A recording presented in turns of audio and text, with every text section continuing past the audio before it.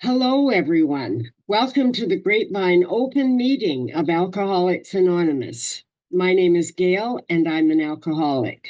I'll be your host for the month of May. This is the AA Preamble. Alcoholics Anonymous is a fellowship of people who share their experience, strength, and hope with each other that they may solve their common problem and help others to recover from alcoholism. The only requirement for membership is a desire to stop drinking. There are no dues or fees for AA membership. We are self-supporting through our own contributions. AA is not allied with any sect, denomination, politics, organization, or institution, does not wish to engage in any controversy, neither endorses nor opposes any causes. Our primary purpose is to stay sober and help other alcoholics to achieve sobriety. You can enjoy the Grapevine Open Meeting every Wednesday at noon Eastern Time on this virtual platform. The meeting will be recorded and will be posted as an audio podcast every Friday on all podcast platforms, on aagrapevine.org, and on YouTube.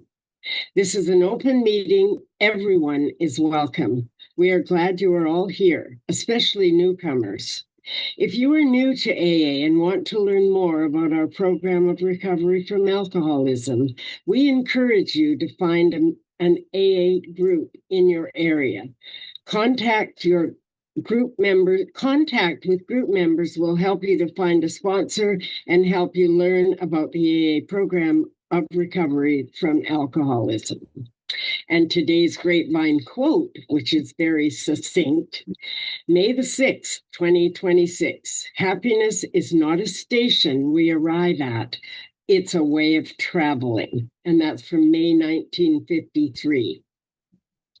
You can sign up to receive the daily quote as a daily email at aagrapevine.org, or you will find it on the AA Grapevine app every morning.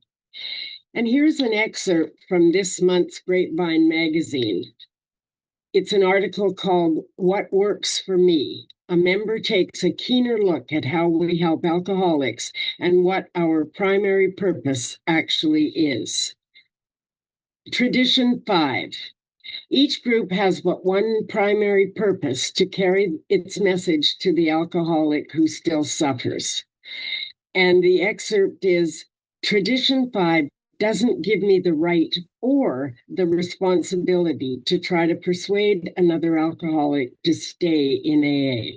I don't actually know what's best for anyone else. How freeing is this? And then a short reading from the big book of Alcoholics Anonymous, and it's on page 66, part of how it works. This was our course. We realized that the people who wronged us were perhaps spiritually sick. Though we did not like their symptoms and the way this disturbed us, they, like ourselves, were sick too. We asked God to help us show them the same tolerance, pity, and patience that we would cheerfully grant a sick friend. When a person offended, we said to ourselves, this is a sick man. How can I be helpful to him? God, save me from being angry. Thy will be done.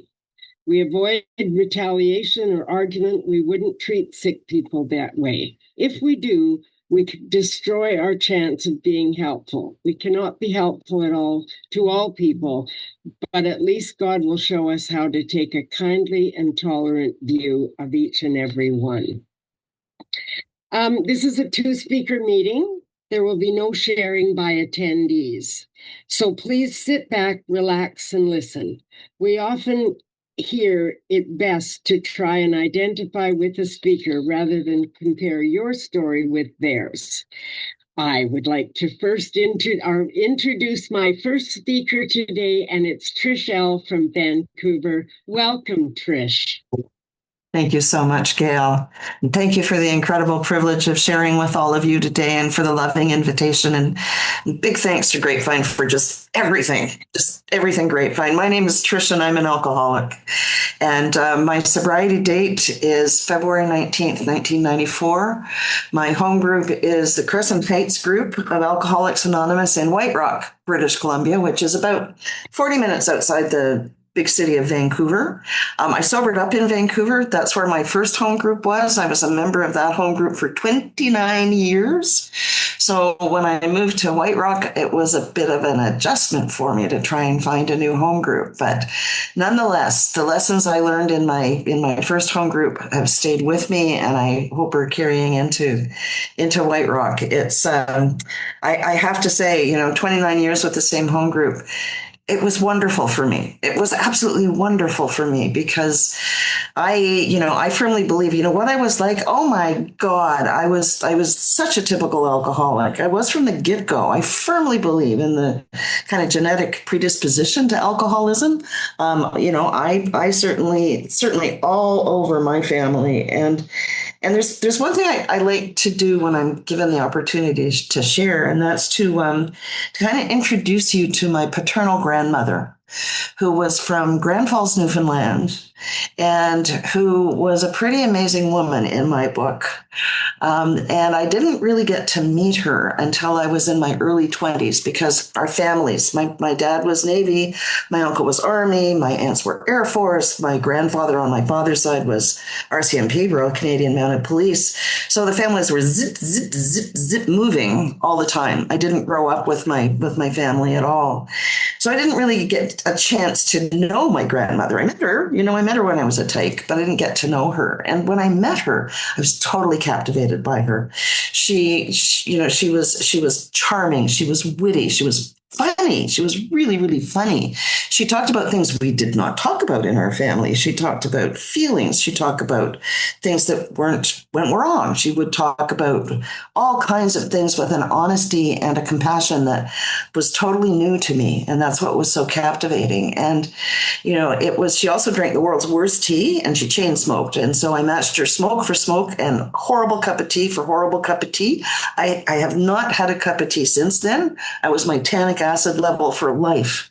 But, she chugged this tea and she smoked these cigarettes and I joined her and it was just brilliant. And, I didn't discover until later that, my grandmother actually had struggled with the disease of alcoholism for most of her life. In the 1920s in Halifax, Nova Scotia, she had 4 young kids.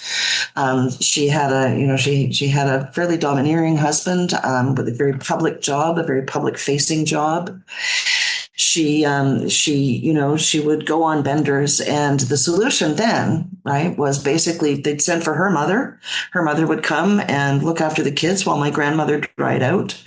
And then the whole pattern would repeat itself over and over because in the 1920s in Halifax, Nova Scotia, there was no solution. There was no solution to the disease of alcoholism. And so my grandmother actually tried to sober up through the Oxford groups of Alcoholics Anonymous. And she wasn't successful, but when I hear our history, it's really personal to me. Because I can imagine my grandmother. I know what it was like when I came in 94, and I felt a stigma, attached to being a woman and being a lush and being, a drunk and all those kinds of things. And I don't have any children, but my friends and my sponsees who are moms, just the mother guilt that comes along with that as well. And I can only imagine what it was like for my grandmother. But the thing is, like when I met her, she had been sober in Alcoholics Anonymous for 7 years. And so she was speaking the language of the heart to me. She was showing me the unconditional love that I found in the rooms of AA. She allowed me to see what it looked like so that I recognized it when I came in through the doors. And so while my heart breaks to think of the struggles that she faced in the 20s as an alcoholic woman in Halifax, Nova Scotia, I am so glad that there was Alcoholics Anonymous at the end of her life because she died about a year after I met her. and that Anonymous was there in my time. And I don't know why, and I don't need to know why. I just need to be really grateful for that. And I am. I really, really am. And the other thing is, when Gail asked if I would share with you today, it's very close to the anniversary of my father's death. My father died May 8th, 1994, and I sobered up February 19th, 1994. And my parents would come out to Vancouver every March. They would come out to break up the winters. They lived in Ontario, in small town central Ontario, a little place called Midland, shores of Georgian Bay, gorgeous, beautiful in summer, sucked in the winter. But they were in Midland, and so they'd come out to Vancouver because I moved to Vancouver in the late 70s for a break. And in 1994, my mom came out without my dad. So my dad hadn't been feeling well. And what you need to know about my dad and me is that I adored my father. I just adored him. He was the visible alcoholic in our family. He was, you could point that out. He was a very, he was a happy alcoholic, right? He was a high functioning. He was he was restless, irritable, and discontent until he got the requisite amount of alcohol in his system at the precise time every day. And then he would start to mellow out, and then he would start to be a happy person, and things became real for him in a sense. And I spent a lot of time trying to get my dad's attention, right? Because I just adored him so much. And I finally got it after I had I'd run away with the town. I'd run away with the town dope dealer. I had finished high school in the city. I was a pretty wild child back then. And but what that all meant was, when I became of age, I could drink with my father. And my father was always really proud of the way I drank, because I could drink like a man. I could drink most men under the table. And he was just delighted with that, because he thought it would make me safe in the world. And I was delighted because when we were drinking together, my father would talk to me. Right. And he could express emotion, and I could feel like we had a real relationship in it. We don't regret the past. It says in our promises, but I don't. But I look back a little wistfully and think, we had a relationship based on booze. We had a relationship based on, the unlocking for both of us of that part of ourselves that somehow had to be fed with alcohol. But, nonetheless, it was what it was. So that March, when I sobered up in February, my mom came out without my dad because he'd had a rough winter. And Mom said, why don't you come back to Midland, like in late spring, early summer? And, so I booked a flight for mid-May to go back and see my parents. And my mom called me the first week of May, like probably this day, and 32 years ago, and said, you need to come sooner. Your dad's in hospital. We don't know what's going on. And you just need to get home. I don't have any brothers or sisters. So, for my mom to call me and it was serious, and I knew it was serious, and I had been sober just long enough, right? Just long enough. I was going to as many meetings as I could because I tried AA back in 91, and I just hated everything about it. But when I finally hit what I hope was my bottom and I came back, I went to a ton of meetings, and I just tried to soak it all in. And, I spent time trying to find a woman who would be my spot. I just did it as differently as I could from my first time around. And so because I had been sober just long enough, I asked people for help when I was going through this. I got the news. It was like I had to change a flight. I was sober just long enough that I could do that because it got complicated. I asked you all, every meeting I went to, I asked you to pray for me and to pray for my dad, and you did. You absolutely did. Because I got on that plane, it was a red eye, and I got to tell you, I liked nothing better than to drink and fly. Right? That extra altitude just gave me that extra attitude. So I was the person at the back of the plane, smoking her face off and drinking her drinks off and, just being the party animal. And so I was getting on a plane sober. And so I got on the plane, and I could feel my dad on one shoulder, and I could feel my higher power on the other shoulder. And I thought to myself, I'm going to be okay. I'm going to be okay. And I didn't know what was going to await me. And I landed. A cousin picked me up at the airport, took me to my parents' house. My mom and I went to the hospital. And 20 minutes after I got there, I got to tell my dad I loved him. I got to tell my dad I'd look after my mom. And 20 minutes after I got there, he died. And I know he was waiting for me, right? He was not conscious per se. I know he was. I know he knew I was there. And so, that was May 8th, 1994. And it was Mother's Day, actually, that day. And so, my father's death was my gift of life. It was alcoholism that killed him. It was determined that it was pancreatic cancer due to chronic alcoholism. And I never would have been able to have been there without you all helping me. So I take my sobriety very seriously, right? I take it joyfully, don't get me wrong, but I take it really seriously because so many of us have died. So many of us are dying. And for me to be given this incredible second chance at life and to be able to say to my father that I would look after my mother, right? And mean it and know that somehow I would do it because you were all going to teach me how to be the daughter that I needed to be because I didn't know how. I really didn't. But you were going to teach me and you did. You absolutely did. And it was remarkable to me. And, with my father's passing as well, I've mentioned my grandmother, and my dad had 4 siblings, right? It was my dad. He had 2 sisters, the Air Force people, and then his younger brother, George. And George was the Army guy. And George was a member of AA. And in fact, it was George who had carried the message of AA to his mother, to my grandmother. And when my dad died, my Uncle George came bounding back into my life. There is no way to describe my Uncle George except as bounding, right? He's kind of like James. Hi, James. He's kind of like James. He bounces and is like Tigger, and he's like, he's just like, hello, right? He's just this bright spark, and he carries a message like no other. And when if whatever base my Uncle George was on, there was a meeting of Alcoholics Anonymous. There was a coffee pot, a big book, and a room where there was a meeting of AA. And many times it was a meeting with just Uncle George and the big book and the coffee pot, and that was fine with him. He was a good old-fashioned AA member, and he came literally bounding into my life. He lived in Ottawa, so he came to my parents' home a day after my dad died, because my dad's death was pretty sudden, all things considered.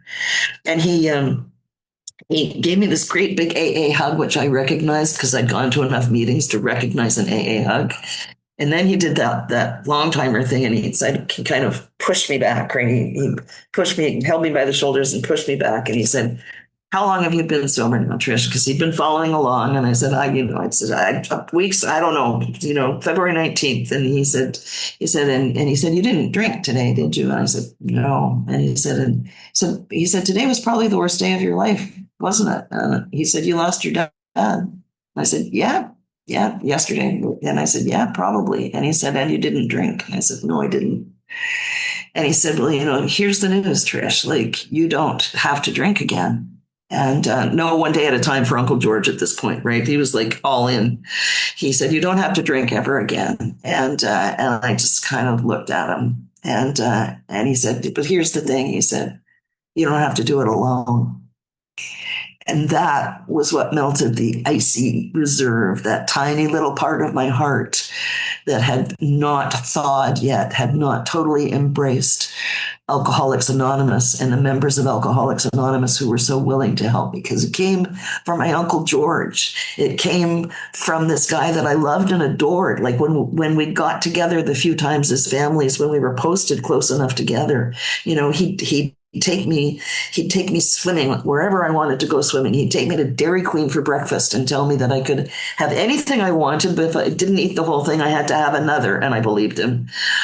He took me back to my parents at one place, and he had someone in the back of the car. And I realized later that, it was actually, he was working with a newcomer, and he was just like, I have to take my niece back to see your parents. Get in the car, right? Get in the car. And my mother whispering to my father, you tell your brother not to put one of those people in the car with my daughter again, little knowing that that person in the back of the car was probably going to save my life, because I owe my sobriety to like thousands and thousands of people I will never meet, I will never know. And the work that people do in Alcoholics Anonymous to make recovery possible for people like me is beyond astonishing. Right. It just, and I absolutely owe.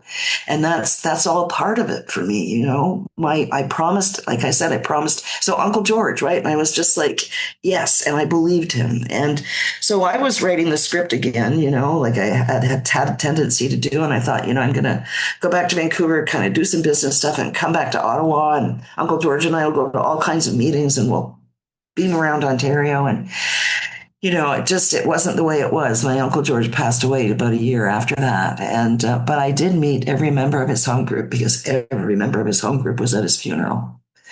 Right. And so were the Army brass, and so were all these people. And it was just, you know, it never happens the way I picture it. There's a power at work that's greater than me, that has a plan that I know nothing about. And if it, you know, if as soon as I start writing the script, boy, it's like, oh, that's not the way it's going to work. It's just not the way it's going to work. But, you know, it was such a gift to have Uncle George back in my life at that point, to the point that I had him. And I know I've got about 5 minutes left, and I want to be really respectful of the time, because I can't wait to hear James. And I just, you know, I do want to acknowledge that, you know, one of the things that I love about Alcoholics Anonymous, because I've just been, obviously I get a little reflective this time of year, but I was thinking about my very first 12-step call. And it was we got the call. It was the old days, got a call from central office, you know, grabbed another home group member, off we went to see Mrs. J, another woman, and I. And when we got there, it became evident that Mrs. J actually didn't really have a problem with alcohol. There was probably some dementia at work. There were maybe some mental health issues at work. So we checked in with the caretaker of the building to make sure that there were people checking in on her, and we made her some tea and, you know, nuked her dinner, and we just chatted, and she was lovely. And then the thing was that while she didn't have a problem with alcohol, there were all these pictures of her husband on the mantle and all over the place. And she told us in great detail that her husband had been a longtime member of Alcoholics Anonymous, and she was so proud of him. And she knew that if you called AA, AA would come. And the enormous responsibility of that statement, that was not what I expected in my first 12-step call. But if you call AA will come. That is what we belong to. That is the strength and power of this organization. That people in the midst of all kinds of crises know that if you call AA will come. And it took I had an incredible journey in service in Alcoholics Anonymous, for which I am so grateful. And, you know, I got to do some things that on your behalf, like, thank you, all of you. You know, I went to Bolivia as the trustee at large for Canada for their convention just right after COVID, when things opened up again, because I was trustee at large during COVID. So most of my time was trustee at small in little Zoom windows, which was fine. But I was in Bolivia. It was my last official international assignment as trustee at large. And Bolivia was going through some unrest, some civil unrest. And so it was dodgy and it was tricky. And they almost canceled the convention, but they didn't. And so we checked with the hotel and said, you know, we're going down to the general service office, which is downtown. When do you advise we leave? What should we do? And they said, you should be okay leaving, but make sure you come back before 2:00, because you won't be able to get back into the hotel because of the barricades after 2:00. So we went to the general service office of Bolivia, and their general service office manager is a man named Chiki. And he's a lovely man. And he came running out of the door. It was in a sort of fourplex apartment building. And he came running out of their door, and he had tears in his eyes. And he said, "You came." And it took me right back to my first 12-step call. We came. You called AA for a neighborly 12-step call so that we could share experience, strength, and hope about what it's like for AA for us in US and Canada. And this man with tears in his eyes in Bolivia said you came. And again, that enormous responsibility that we have as sober members of Alcoholics Anonymous, and the enormous responsibility we have to Alcoholics Anonymous as a direct result. It strikes me both on that very personal level and on that kind of global level. And, I'm just so grateful that this, selfish, horrible alcoholic with the most boring drunk story I've ever heard was given the grace of sobriety and given the incredible privilege of doing what of going places and doing things that I never, ever could have imagined. I actually thought my life was going to be beige and boring and bland in AA, and it has been anything but. And I'm so grateful. And Gail, thank you again so much for the opportunity to be at this wonderful open AA Grapevine meeting. And thank you all for being here. And James, I look forward to hearing you. Thank you. Oh, Trish, thank you so much. You definitely wear your heart of AA on your sleeve, and I'm so grateful for that. Thank you. So just before I introduce our second speaker, there's a couple of announcements. The seventh tradition of AA states that every AA group should be fully self-supporting, declining outside contributions. AA members can help by contributing to your group, your local office, your area and district. And to the General Service Board, there's a great pamphlet called Self-Support, Where Money and Spirituality Mix. You can find it on aa.org. Grapevine does not accept direct contributions, but of course we do have expenses. The best way to support Grapevine is to subscribe to the magazine, either in print, online, or on the apps. You can subscribe to the magazine in print or online by visiting aagrapevine.org. You can subscribe to the app by searching for AA Grapevine on the App Store or on your phone. You can also purchase Grapevine books, greeting cards, and other items at your local AA office. By doing so, you'll be supporting both Grapevine and your local office. You can also visit the Grapevine online store at aagrapevine.org. The AA Grapevine Carry the Message products allows you to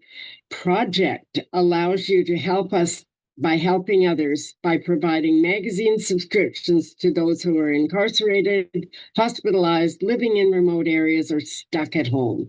Visit aagrapevine.org and click on Carry the Message to learn more. We invite you to listen to our other weekly podcasts, the AA Grapevine Half-Hour Variety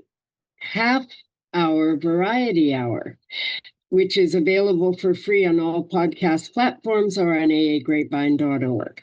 Check out Our Primary Purpose, the official podcast of the General Service Office of Alcoholics Anonymous.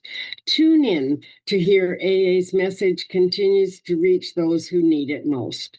For all podcasts, be sure to subscribe on your favorite streaming platform so you can catch all episodes. Please follow Grapevine on Instagram and YouTube as well.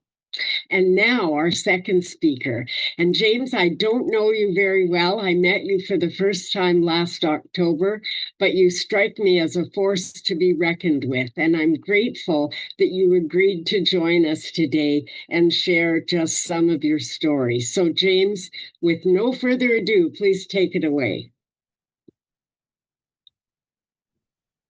Hi. Thank you for having me. Hi, Trish. Very grateful to be here today, to be sober. I have to say that my sponsor is on this meeting, so when it says once in a while he may tell the truth, it looks like this is going to be one of those times. But I'm very thankful to be sober today in this meeting. I'm James. My sobriety date is October 18th, 1994. I came into AA when I was 26, and I'm 58 now. Trish, when Trish was sharing, my dad also died 3 months after I came into AA. Lost my dad January 26, 1995. He was a member of AA. He had 22 years. He had 14 One person told me he had 17 years and drank. Another person told me he had 14 years then drank. But I do know that in 1973 he drank, and my mom and I and my sister went to California where we had family living there. And I remember that there was talk of maybe we would be moving to California. Whereas I thought I was really going to, Disneyland. I think what was happening is my mom was getting ready to pull the plug on our family. But what happened was we ended up coming back to Buffalo, and I was able to be with my dad over the course of his time. I will say that I didn't realize for quite a while that alcohol, and in my case, drug. For the record, I'm like a social cocaine smoker, so that's important. We recognize that. But I took my first drink when I was 13 years old, and I knew my dad was alcoholic, and I knew alcohol was bad. Told me that he was a Skid Row gutter bum. My dad, it's crazy. My father was born north of Toronto in Aurelia. My father's family's all very Scottish and Canadian, very white. And my mom is first generation Italian. So when they were married in 1954, that was like total interracial marriage. I never actually saw my grandmother speak to my mother ever in my life, but I don't know what that was about. But I think it had something to do with, what I would call, we impose these things on ourselves, these boundaries or these ideas, and then we hang on to them. And that can be for people who are alcoholic and non-alcoholic. And the one thing I've learned is that our design for living gives me the ability to be able to examine these, some what maybe are even new old ideas, to see how is this serving me? And is it really about less of me and more of other people? That's where this has to end up, is less of me, more of others, if we're going to be living what this thing sets out to show us. But that first drink, we were new to a neighborhood. I had no friends, and I was littler than everybody else in this neighborhood. There was a pool. It was kind of a private gated pool community. And this girl came up to me and at the pool and said, "You're Jimmy, right?" I'm not supposed to use my last name, sorry. So I was like, I couldn't talk. And she said, "I'm having a party at my house at 2:00. Don't come before 2:00. And, I couldn't speak. But I did happen to say, "I know where you live," because I was their paper boy. But I was like, so I went to my home, and my mother said, "Felix," what my whole family calls me Felix. That's my middle name after my mom's father, Felice. So she said, "What's going on?" I said, "I'm going to go to a party, Mom." And she said, "Oh, I'll make a tray of Reagan." I said, "No, I'm not bringing any food, Mom. I'm going to go to this party." So, but if I would have on the way there known that there would be alcohol there, or that I was going to drink, I would have not gone. Or, if you would have forced me to go there to drink, I might have fought you. But I didn't know any of that was going to happen. I got the courage up to go to this party. I walked up to this house, kids where I lived, I was under this misapprehension that I lived in the slums of Ransom Oaks. There's no such thing as the slums of Ransom Oaks. But everybody's house that was bigger than ours seemed to be much bigger than ours. And doing the steps and learning that, I grew up like ashamed of my parents because my parents were much older, not like anybody else's parents, didn't dress or act like anybody else's parents. And I had this sense of shame, not fitting in, not feeling like I knew how to be comfortable in my own skin. And that was before I ever picked up a drink. So this music is pounding out of the house. I knock on the door, no one answered. I open the door and go in, and I turn to the right in this pretty spacious living room, and there's all these kids from the back of the bus. I only would sit like 3 rows back or 4 rows back from the bus driver. I didn't know anybody. I was very timid, You might not believe that now, but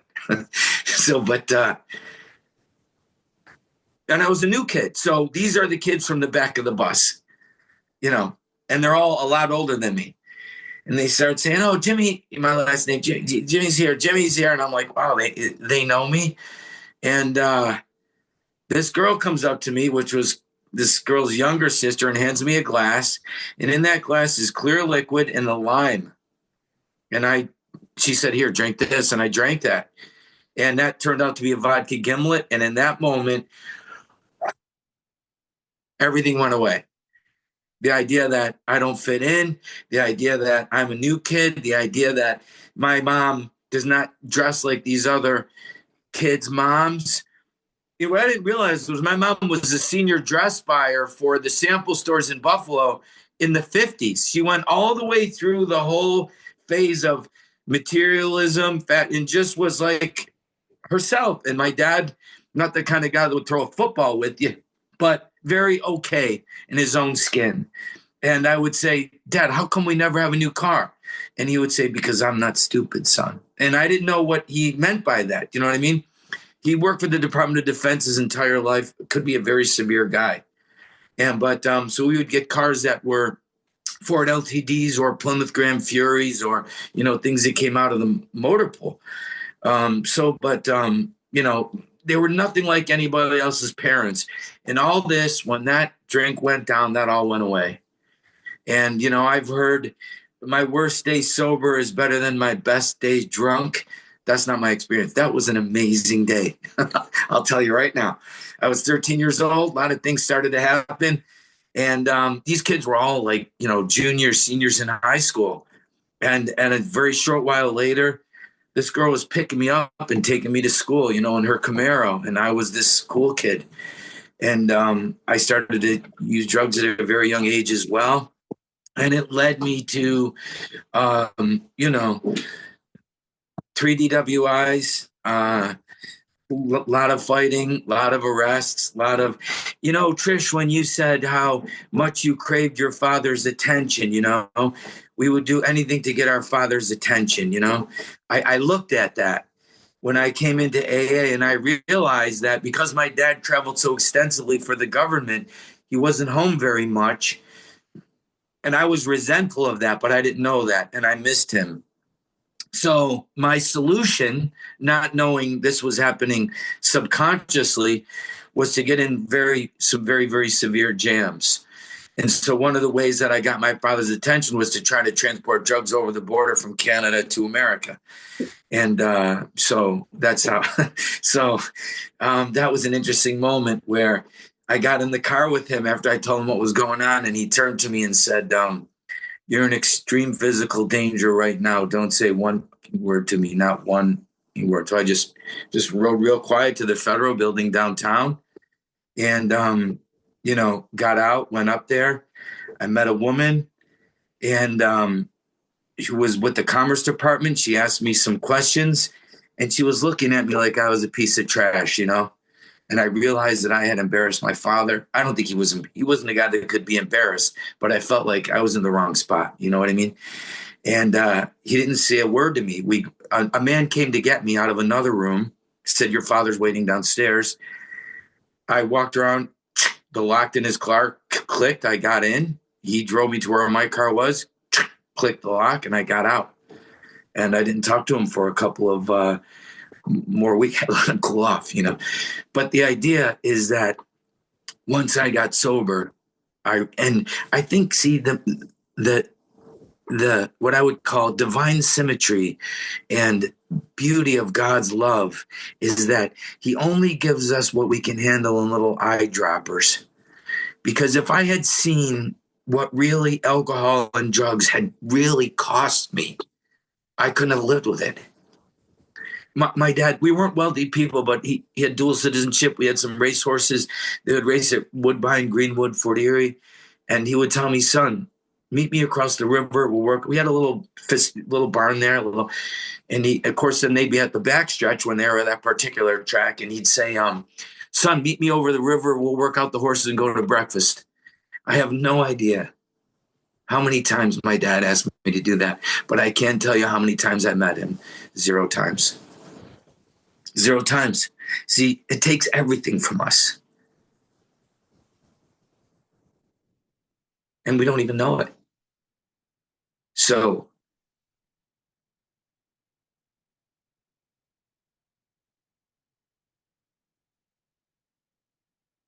the idea that then we can be given a design for living that helps us to reconcile all of this, to understand it, to be okay with it, and to love it, to say, okay, this is our story. And if you're new here, I don't know who's on this meeting, but first of all, I love the Grapevine. I was Area 50 Grapevine chair for 2 years. Bill said AA's Grapevine's magic carpet, and fell in love with the Grapevine. And I was traveling for business before they had these kind of Zoom things. And I would bring the Grapevine with me to various states where I was working in the golf business. And one time I was in Latrobe, Pennsylvania at Arnold Palmer's Country Club. And they were drinking Arnold Palmer's with vodka with Arnold Palmer. And I went back to this little bungalow where I was staying, took out my Grapevine, read a couple of stories, got on my knees, went back to the party. I didn't want to drink that day, but I just felt like I just need to. And that's why I had a meeting. That was probably 2000. It was exactly 2005 that happened. So Grapevine's always been a part of my life. Wherever I go, it's always in the suitcase, still to this day. But so I don't know who's on this meeting, and thank God we're all here. But if you're new, what has to happen is at some point it doesn't matter what I think about being an alcoholic, because the literature taught me the illness centers in my mind, right? So, and it doesn't matter how I feel about it, because my emotions change like the weather. And not because I'm alcoholic. I'm not one of these people, oh, my alcoholism, this, that. No. My emotions change like the weather because I'm a human being. So it doesn't matter, what I think about it or how I feel about it. What's important is, what am I going to do about it? What am I going to do about all of this? So that's where the steps come in. And I've been blessed, to not drink a day at a time or do any drugs. I had a couple doctors try to put me on pills along the way. I don't have a position on, antidepressants. If you take them, fine. I'm not a doctor. I don't prescribe or unprescribe. My experience is that I split up with these guys I was partners with, very exclusive restaurant, making a lot of money. They lost the hotel after September 11th. It was a very traumatic time. And my sister was in medicine. She's the brains of the family. She's 10 years older than me. And she had this guy call me and say, I understand you're going through. My mom had died. This is 2000. My mom died February 3rd, 2004. By now I was in this new job and brand new job. And I had split up in this other thing. And it was a really difficult time. So this psychiatrist who knew my sister calls me up. Nice guy, he's been to our house, whatever. And he tells me, this and this. He said, I want you to come into the office. We can sit, talk. He said, Don, my sister seems to think maybe you need a mood stabilizer. And I just flipped out on him. I was like, I just told you my mother died in my arms. I split up with my partner making $140K a year. And you tell me you got a pill to solve this? I said, I need 10,000, Ken. Can I borrow 10,000 for 6 months? And he didn't answer. And he goes, hello. I said, hello. And he goes, I don't know. I said, yeah, I thought so. So I hung up. And then I went into this little office where I was, got on my knees, said a prayer. I was crying. Got up, went downstairs into the lower level of this country club, looked myself in the mirror, washed my face, and went to work. Ended up, having a pretty good career there. But so I'm saying this because my experience is that I lost my dad. I lost some careers. Things change. I lost my mom. I was divorced in 2008, February 7, 2008. I was 13 step by a woman in AA. That's my story. But she's got a little more time than me. But the truth is, I made a decision based on self, which later placed me in a position to be hurt. Now, what's fascinating about the quantum nature of Alcoholics Anonymous is that if I make a decision, let's say on a beach, in 1996 to start talking to this girl that's in AA. Somehow she gets pregnant, and we have a couple kids, and we're together for about 11 years. That decision based on self on that beach, that placed me in a position to be hurt 11 and a half years later. In my mind, it was 11 and a half years, and in my experience, but really in God's time, it was right then. Everything was set into motion in that predatory, manipulative, selfish, self-centered, lustful interaction that I had on that beach, all based on self, all placed me in a position to be hurt. So there's a lot of learning that takes place here. Some of it's very costly. And so I was divorced, in Alcoholics Anonymous also. There was another time, another doctor friend of my sister tried to put me on pills. I was living in her son's bedroom. So he was in Arizona getting his doctorate, and I was living in their house after all this started to. And thank God, my ex-wife has 33 years of sobriety. She has not drank. She's been a great mother to our children. We are cordial with each other. And this is the miracle of Alcoholics Anonymous, that we both had tools to not make it any worse. Thank God. So things happen. Then my second wife died of cancer. I'm not like trying to start a ton of organ music, but that did happen. That was horrible. Yeah. And she was not alcoholic. And it was a very difficult situation. So I'm saying this because, life is going to happen. I've never liked that phrase, life on life's terms. To me, life on God's terms seems somehow less severe or less disconnected, Now you'd say, so God gave your wife stage 4 pancreatic cancer? No, our culture did that. Her eating Prilosec, and drinking coffee, and she was an occasional cigarette smoker, very, very rarely, but and things happen. Our culture, our things create cancer. God has nothing to do with cancer, first of all. But so I'm saying this because I have to understand that our design for living can orient me into a place to where I'm dependent upon God in a love affair, that I don't need to make sense of any of this. I think mental institutions are packed full of people that have to know why. I'm out of why. I just know, what am I going to do to broaden and deepen my conscious contact with my higher power? That's my only question. And if I get really quiet, that's where self-examination, meditation, and prayer is so important. Chuck's on this call. Chuck saved my life. I would be dead. Probably saved my ex-wife's life. I'm ashamed to say that. I mean, I was in a bad spot. And he's the one that turned on the lights in Area 50. I told him I had some resentments. Roswell, Amy's aunt, who they were really close friends. She encouraged us to go to Roswell because she was a director of nurse anesthesiology there. And I had this all written out on a legal pad. I met Chuck, told him the first resentment, which was Mary. He said, hold on, they're the glamour girls, right? He looked at me and he said, because he was, of course, at her wedding, he said, so Mary encourages her best friend, who's also her niece, to go to Roswell where she works. The treatment protocol is not coherent. The paperwork is not right. She starts to decline. You have to go to somewhere else. And she ends up passing away. And I'm like, yeah. And Chuck looks at me with those eyes and said, have you prayed for Mary yet?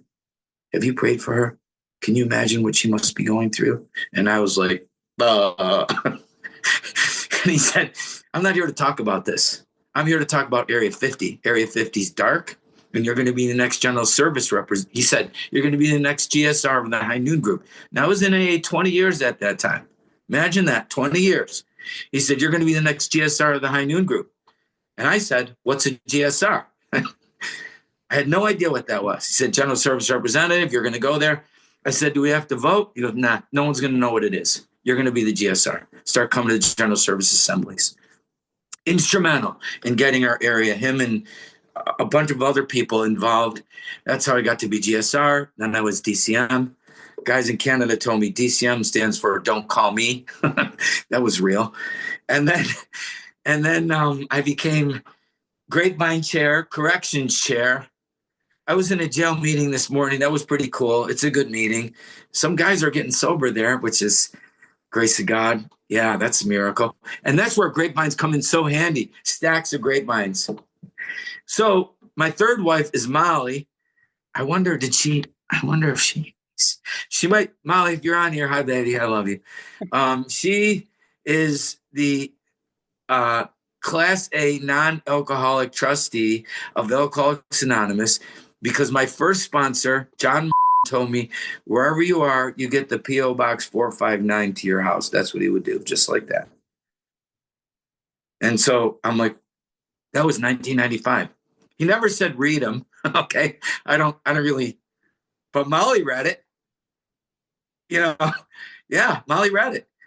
But when I would get it, right, when all this was happening, subpoena, shut off notice, legal bill, collection agency, summons, P.O. Box 459.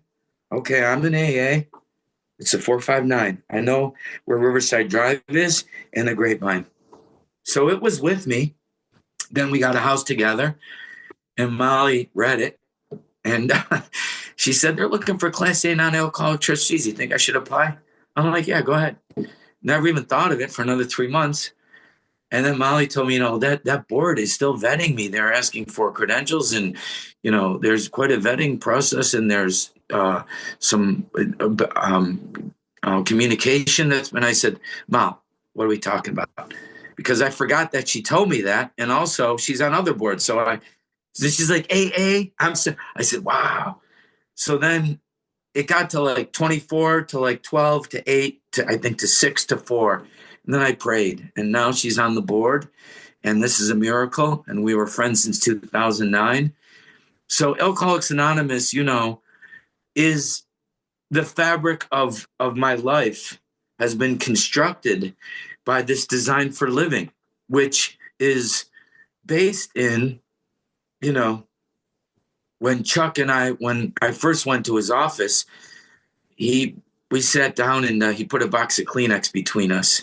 And I'm like, wow, that's what, sure enough, a few minutes later, I was sobbing. And so after all this, time, I took a lot of, what time? All right, I got a couple minutes? Oh, shut up.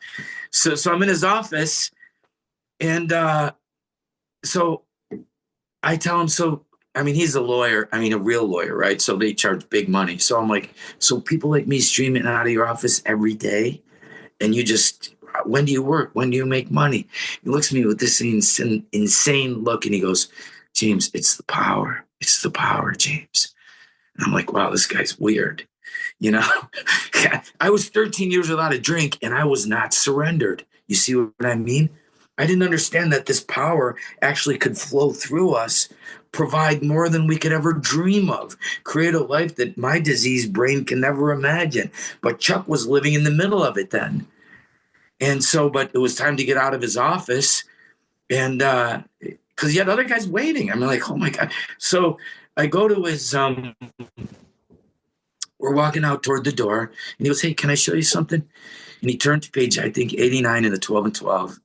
And he pointed out a paragraph that says, there is a direct linkage among self-examination, meditation, and prayer. Taken separately, these can provide much relief and benefit. But when they are logically related and interwoven, the result is an unshakable foundation for life. And at that moment, at 13 years without a drink, for the first time ever, I felt and thought, all right, I will do anything.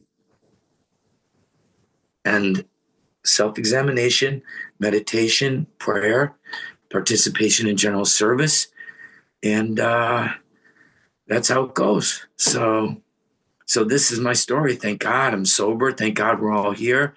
Trish, I'm sorry I couldn't get to Vancouver. It wasn't in the cards. It just wasn't. I have a small business I'm involved in, and sometimes it just was going to be too much of a headache. But Plus that was Molly's time.